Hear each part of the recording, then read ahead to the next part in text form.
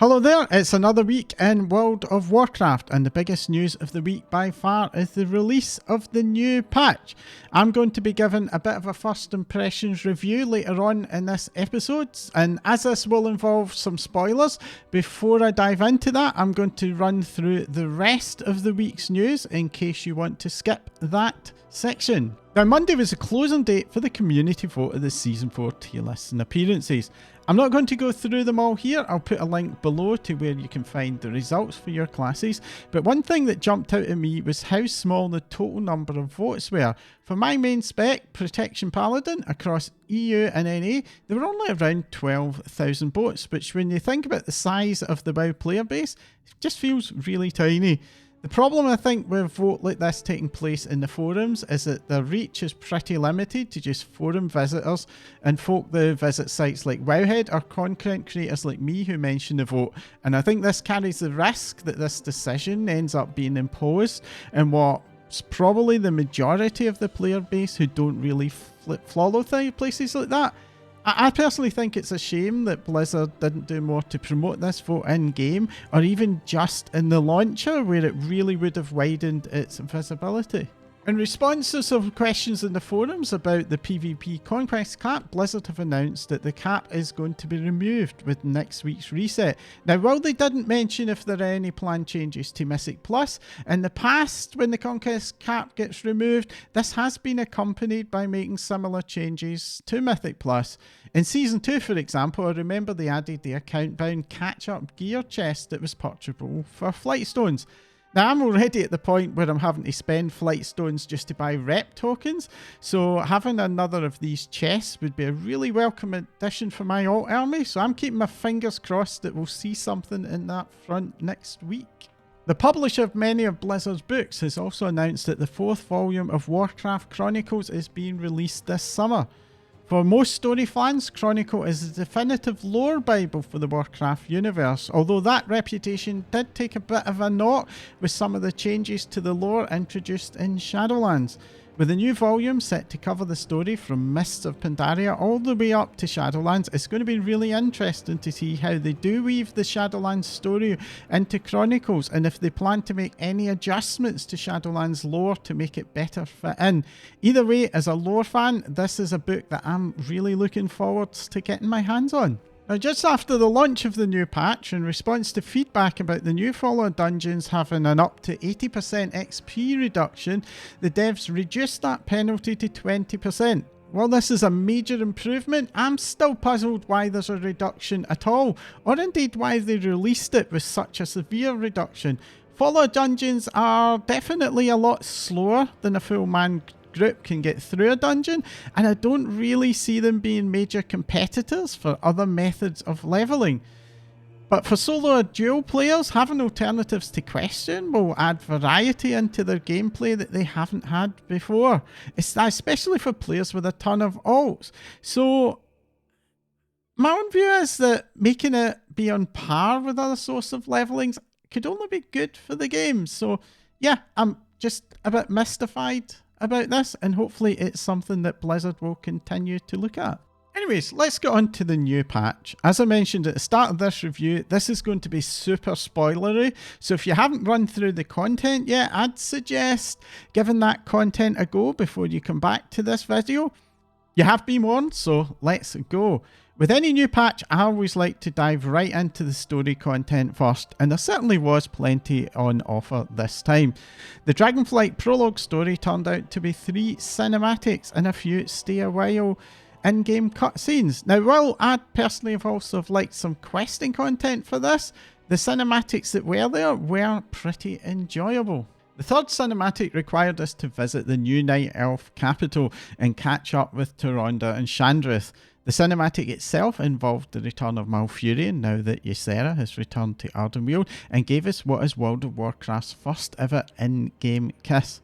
With what Tyrande and Malfurion have been through in-game, even just from Legion, let alone looking at some of the older stuff, these characters definitely deserved this moment.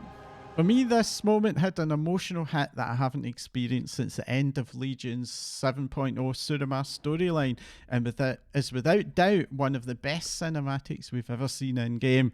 It may not be a high drama moment, but it was nevertheless super satisfying. The execution of the cinematic is also excellent, especially in the way they captured the emotions of Chandris and Taronda and their facial expressions. It does feel to me like the WoW team have made another step up in the quality of the cinematics they're producing. The cinematic in the following dialogue also has a bunch of interesting lore snippets. Belemeth is described as a village and not a city, and Taronda looked forward to Taladrosal eventually recovering and then being able to potentially return to it, which is super interesting. I wonder if that's something they are setting up for the future. In more news, Taronda and Malfurion have decided to take a bit of a break in Amyrdrassil and have passed leadership of the Night Elves over to Chandris. Now, it isn't clear if this is a permanent or temporary move, but I think it's kind of nice to see a bit of a changing of the guard to some of the younger characters taking place. While we haven't seen much from Chandris recently, she was an awesome character in BFA, so I'm super interested to see where her story goes next. On the stay a while and listen front, Rathian and Sibelian got to discuss Rathian's plans to leave the Dragon Isles and join the search for Iridikron and the Harbinger.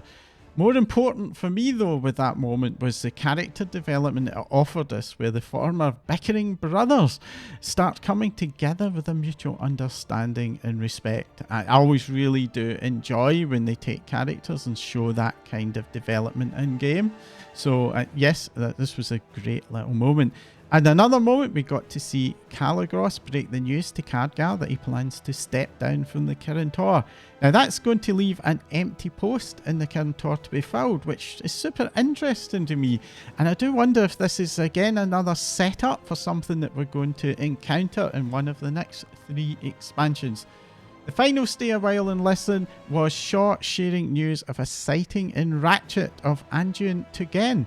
With Anduin reportedly heading south, this very nicely links into the BlizzCon War Within cinematic in the current timeline. Presumably that means that meeting in the cinematic takes place sometime between this patch and 10.6. Also very interesting was the way that while Gen asked Shaw to let Jaina know, which I guess is how Thrall managed to find out, but not tell Turalyon. Now that latter fact, I think that's very interesting, don't you think? Now, the promised retaking of Gilneas storyline sees us join Gen to head off up to Gilneas to meet with Tess Greymane, who has a plan to recover the city from the Scarlets with the help of the Forsaken. Now, I found this story pretty enjoyable for what it was, albeit I do feel that Gen gave in to Tess and Mia's desire to include the Forsaken a little bit too easily, given his history and anger towards the Forsaken. I'd have liked to have seen him require a bit more work from Tess to bring him round. I think they may have been going for the idea that with Kalia being the main Forsaken representative and Gen in Kalia's history, he's very likely to have seen her grow up, for example, might be helping to make him more open to the idea. But honestly, if that was our plan, it didn't really land well for me. Kalia, I think, could benefit from a bit more character development, ideally in-game.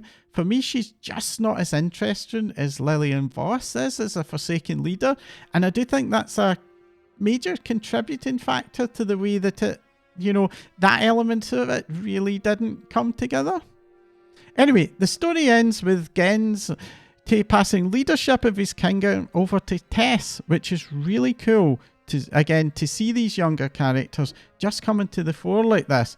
But don't worry, we're not going to be losing Gen. He's also planning to continue to advise the Alliance. Completing the Gilneas storyline transforms Gilneas back to a city that's fully stocked with NPCs and amenities like an inn and even a bank. I was though a bit disappointed not to see a portal in Stormwind like there is now for Belemeth. The north of the Eastern Kingdoms is very rough to reach as Alliance, and without a portal, it feels to me like this area will end up being less visited than the Exodar or Silvermoon even.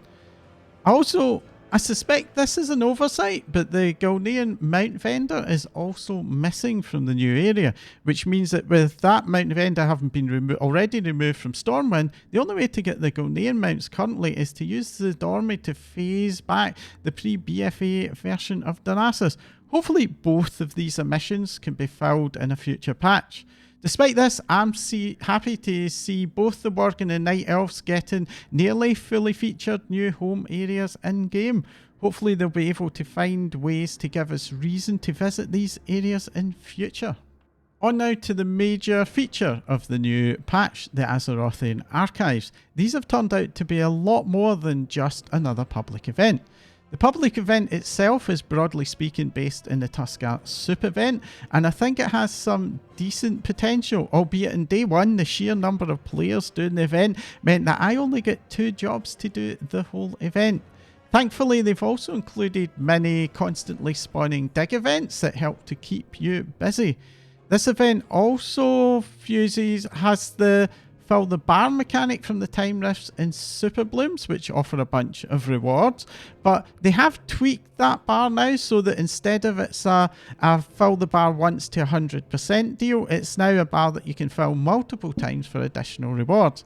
I actually think that's quite a good idea, because one of the issues with the bar in previous events has been that the ability to complete it and reach, I guess, a finished state was very dependent on the number of players that were around and how many of those players participated in the event. So yeah, it does seem that they're been aware of that problem and they are trying to adapt it. That said, it's still slightly annoying at times because you are kind of aware that there are players in the area that are AFKing, and that does reduce the number of times you fill the bar. I kind of understand what they're going for with this bar. It's trying to create a feeling of, you know, group progress and working together, but I think honestly it's crashing into just a bit of human psychology and especially human behavior in the internet a little bit. Personally, I think that the bar would work better as an individual reward. That might give a bit more of an incentive for all of the players, you know, to actually actively participate in the war. It's just a simple reality of life, even in real life, that some people, they need to be given incentives in order to get them to participate in activities, especially group activities. So maybe that's something that might just be nice for the team to look at in the future. Now, along with this, we got quite a lengthy quest line, which acts as a tutorial and an unlock for a bunch of new archaeology-themed world quests.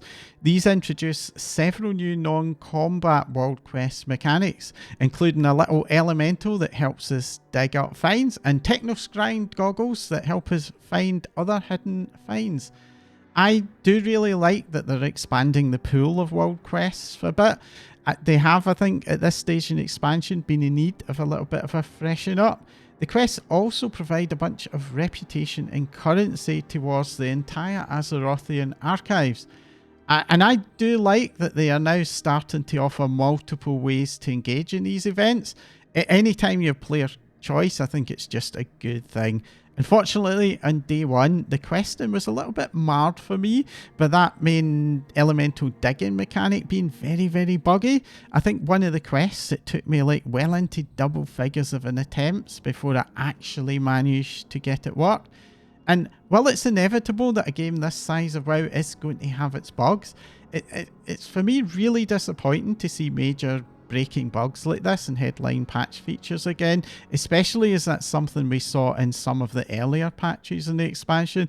First impressions do matter, and that's particularly the case for newer players that aren't invested in the game as I am. I just wonder, you know, would a newer player have stuck it out as long as I am? Would it even be something, you know, that could really put people off the game? And hopefully this is something that the team can continue to work on and just see if they can just drive the level of quality control they're putting into these headline features as we move into the next expansion. On Thursday, we got the start of the Outland Cup. I've really enjoyed the previous dragon riding events, so this is something I've been looking forward to. I always love having reasons to visit the older areas in the game, and Outland has always had a very unique and special atmosphere, which honestly even today holds up, even though it's the oldest content in the game. Rewards set wise, we get a new transmog set and a new item that gives us the option of randomising the appearance of our dragons. As a long time user of random mount summoning add-ons, I'm looking forward to having a bit more visual variety when dragon riding. Now, this time around, they seem to have tuned the rewards to make it possible to get everything from the vendor, which is really nice. But the previous rewards from the previous events do seem to have been removed from the vendor, which I think is a bit of a shame.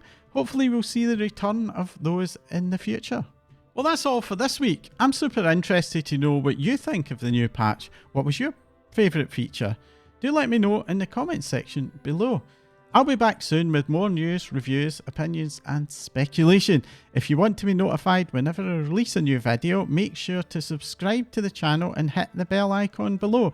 And if you enjoyed this update, do make sure to let me and the YouTube algorithm know by hitting the like button as hard as you can. Thanks for watching, and I will see you soon.